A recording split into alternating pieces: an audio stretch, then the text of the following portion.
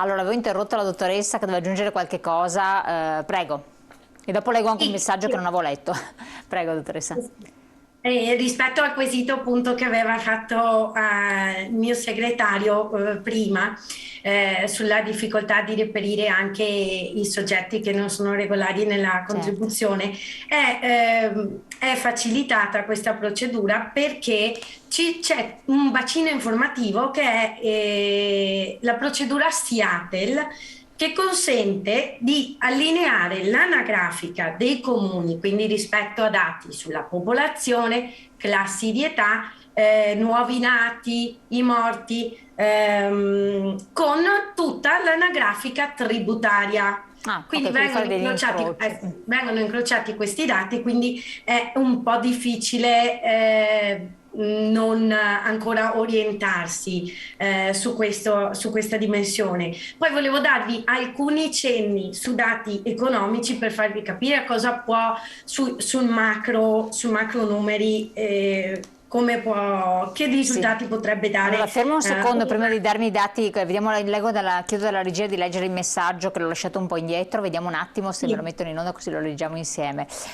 Scrive, dato che questa fortissima tassazione è dipesa dallo Stato, perché dobbiamo sempre noi cittadini rimetterci? I controlli non venivano fatti da tempo perché conveniva a tutti e ora devo rimetterci io che come professionista ho una tassazione globale di oltre il 60% del mio reddito? Io posso dire che questo professionista ha ragione, ma il problema lo dobbiamo vedere dal lato delle entrate che uno Stato deve avere. Anche il lavoro dipendente ha una tassazione, se mettiamo insieme tutto, oltre il 54%, tra contributi previdenziali e contributi erariali, IRPEF. Allora, facciamo delle due l'una: o facciamo in modo che quei miliardi cui facevamo riferimento all'inizio possono essere incamerati e perciò abbassare, come dicevamo, la Sì, tassazione per tutti, oppure chi deve pagare, e sono il lavoro dipendente e i pensionati, subito, prima di ricevere il netto, sia i contributi e sia il fisco, saranno sempre queste quote di popolazione che avranno il maggiore sborso, perché io non posso dichiarare un reddito diverso da quello che c'è scritto nel mio cedolino INPS, così come un lavoratore dipendente nel suo cedolino paga. Il lavoro invece autonomo professionista ha questa possibilità qua. Poi, come io deduco le spese di produzione, è chiaro che il lavoro dipendente ha dei margini molto inferiori del lavoro autonomo. Io faccio una provocazione e la faccio tranquillamente. Quel ragionamento della tassa piatta al 15%, avessero iniziato a farlo dalle pensioni e dalle retribuzioni, diciamo, del lavoro dipendente. Il lavoro dipendente e i pensionati pagano il 15% fino a, non dico 85, fino a 65.000 euro di reddito da lavoro o di reddito da pensione.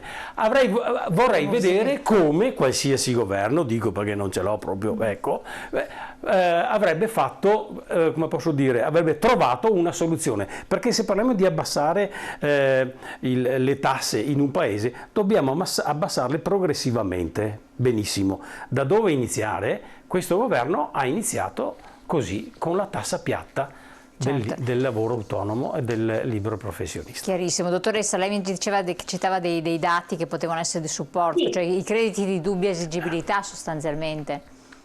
Allora, sì, prima di arrivare ai crediti di dubbia esigibilità, volevo dirvi, ad esempio, nel 2016, con le segnalazioni dei comuni da patto antievasione, sono stati ricavati 669.000 euro, 687. Nel 2021 solo 148.449, questo a livello regionale. C'è una differenza di importi molto grande e questi sono appunto soldi che poi vanno direttamente nelle casse dei comuni nella spesa corrente. Per farvi un esempio ora, Con la crisi energetica, i comuni, moltissimi comuni che abbiamo incontrato, ci hanno riferito che hanno dovuto utilizzare per far fronte a questi rincari l'avanzo di bilancio. L'avanzo di bilancio che cos'è? È la differenza tra le entrate di un comune e le spese. Una differenza positiva significa che il comune ha una piccola cassa che dà respiro per far fronte a spese improvvise. Tantissimi comuni hanno dovuto utilizzare l'avanzo di bilancio perché non avevano altri strumenti. Un altro strumento che rientra nella cornice dei fondi che poi rischiano di non essere utilizzati sono proprio i fondo crediti di dubbia esigibilità. Che vediamo anche nella slide, eccola qua. Sì, sì. Allora, cosa succede? Che in questo caso una parte di questi fondi che vengono stabiliti come un accantonamento per legge, il comune deve accantonare una certa cifra all'interno di questo fondo, fa sì che un 20% in media, un 25%. Sì, l'abbiamo persa. Di questi diventi inesigibile, ovvero non vengono più recuperati. Certo. Mi avete sentito? Sì, un 25% non viene più recuperato sostanzialmente. Non viene più recuperato e anche questi derivano da mancate, ad esempio tasse come versamenti come multe, IMU e tutte queste forme qui di non recupero crediti va poi ad incidere anche sulla tassazione locale, perché sempre attraverso l'attività di contrattazione sociale le organizzazioni sindacali propongono l'innalzamento della soglia di esenzione dell'addizionale IRPEF per le fasce che dichiarano 0 a 15.000 euro. Se ovviamente non c'è tutto questo margine qui di manovra, la prima cosa sulla quale si va a tagliare, oltre ai servizi di base, se non il mantenimento di quelli minimi, azioni di potenziamento o innovative. Sì, prego? Sì, no, prego, finisca pure. Sì, azioni innovative rispetto a servizi anche proprio volti alle famiglie, a tutto il welfare oppure di urbanistica, ad esempio, mantenimento delle strade, non viene tagliata, ma anche la parte dell'area fiscale, per cui, non so, si può alzare l'asticella di esenzione, questa viene totalmente congelata. Noi adesso abbiamo raggiunto un buon risultato perché già il 65% dei comuni applica l'esenzione. Questa è una buona da 0 cosa. a 10.000 è quella più diffusa, però con l'obiettivo di innalzarla, ma adesso per crisi energetica e quindi per questi consumo degli avanzi di bilancio risulta più difficile.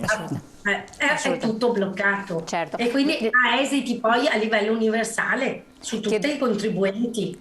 Chiedo un attimo della regia se mi metti in onda il messaggio che era arrivato, che ha letto, ma non l'ho letto ai telespettatori, vediamo un po'. Chi controlla se le badanti regolarmente assunte fanno la denuncia dei redditi, dato che il datore di lavoro non è sostituto d'imposta?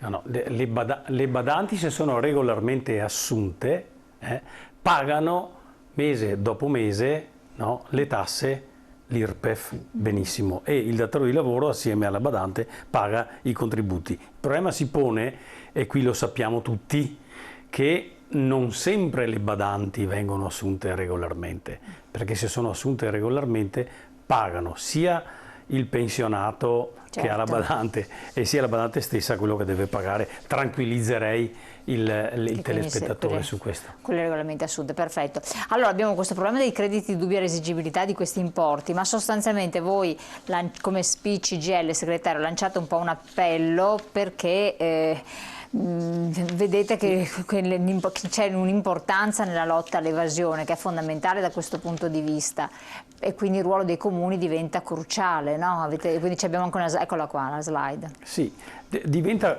cruciale perché le risorse che vengono sottratte alle entrate statali o locali sono quelle che potrebbero dare una mano per quanto riguarda, lo dicevamo anche prima, gli aiuti alla popolazione meno abbiente alla welfare. fragilità. Cioè quante persone, visto che siamo SPI, sindacato di pensionati, quante persone non riescono ad entrare nelle case di riposo, sono costrette a rimanere a casa, devono avere invece l'assistenza e questa o la danno i familiari oppure non c'è. E ci troviamo in una situazione, questa sì, qui grida vendetta, diciamo.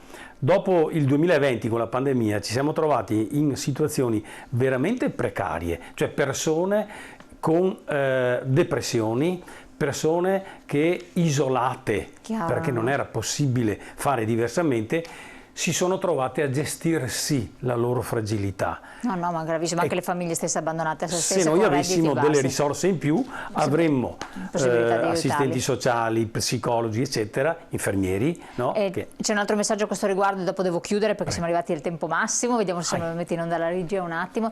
Perché i sindacalisti non parlano mai di combattere gli sprechi della pubblica amministrazione, eppure sono più del doppio dell'evasione fiscale? Questo è un altro capitolo. Aperto, un altro capitolo aperto, non possiamo neanche affrontarlo perché non abbiamo il tempo a disposizione. Faremo anche questo, magari sempre con i vostri supporti di ricerca, analizzare anche nell'ambito fin dal piccolo al più grande quanto potrebbe essere. Posso assicurare che da anni sugli sprechi della pubblica amministrazione noi facciamo non solo manifestazioni, qualche volta siamo riusciti a fare anche qualche sciopero. Siamo dalla stessa parte da questo punto di vista. Questo è importante, dai. Ringraziamo il segretario generale dello SPI-CGIL di Treviso, Vigilio Biscaro, di essere stato qui con noi, che ci ha illustrato questo tema spinoso, abbiamo visto che accende gli animi. La dottoressa Anna Rita Contessotto, ricercatrice SPI-CGIL di Treviso, collegata con noi. Grazie dottoressa, complimenti per la ricerca, sappiamo che è sempre impegnatissima ed è anche molto brava, mi diceva il segretario, per cui assolutamente attenta, sì. È una nostra risorsa. Ecco, molto importante, quindi giovani e persone anziane, che tutti nello stesso versante. Grazie a voi di averci seguito, grazie alla collaborazione SPI-CGIL del Veneto, e rivedete naturalmente la puntata sul nostro sito internet. Buon proseguimento.